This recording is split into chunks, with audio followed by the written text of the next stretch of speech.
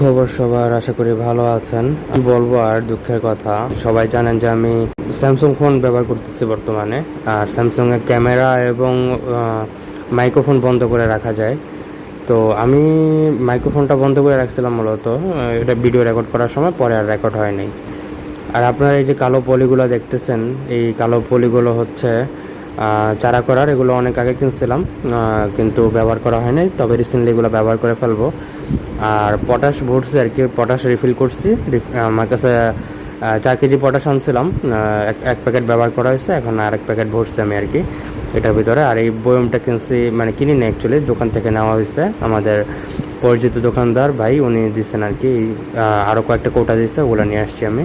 তো এগুলোর ভিতরে আমি মূলত সারটা রাখি। আপনারা সবাই চেষ্টা করবেন সার ব্যবহার করার সময় হাতে হাত মোজা ব্যবহার করার জন্য, প্লাস্টিকের মোজা টোজা এগুলো ব্যবহার করার জন্য, গ্লাভস ব্যবহার করার জন্য।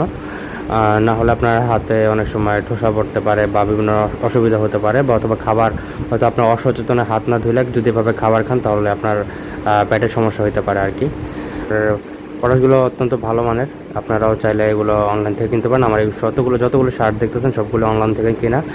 আর এই পলিথিনটা এটার ভিতরে 2টা ডাবল পলিথিন দিয়ে পেঁচানো ছিল আর কি আপনার পটাশগুলা।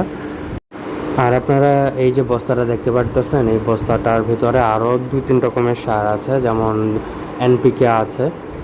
ইউরিয়া নাই, ইউরিয়া নেই, আমি এনপিকে নিচ্ছি। আর ড্যাপ সার নিচ্ছি, যেহেতু ড্যাপ সারে নাইট্রোজেন আছে, এনপিকে তো আছে, যার কারণে আমি আলাদা করে আর ইউরিয়া সার কিনে নিই আমি। তো আসি, আল্লাহ হাফেজ, সবাই ভালো থাকবেন।